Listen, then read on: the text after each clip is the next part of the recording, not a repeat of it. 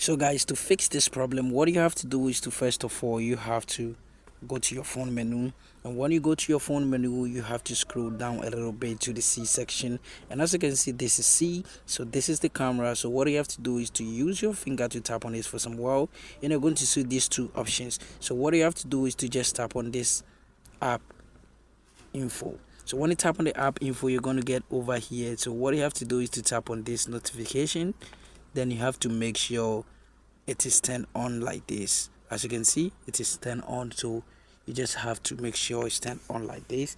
Then what you have to do is to just tap on the back button like this. Then what you have to do is to tap on this, which is the permission, the app permissions. You have to make sure you allow every permission, and as you can see all permissions are allowed, and we have not denied none of these permissions. So let's go back, and when you go back you have to tap on this storage and cache. Then you have to make sure you tap on this clear cache.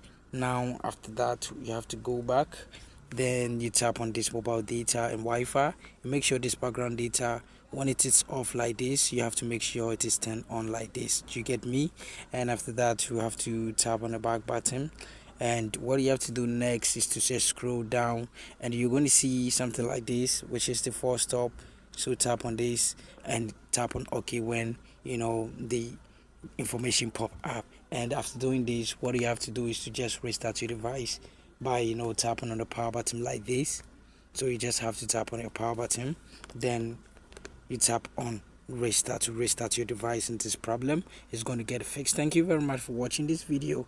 See you in our next video. Don't forget to hit the subscribe button, like the video, and share this video with your friends.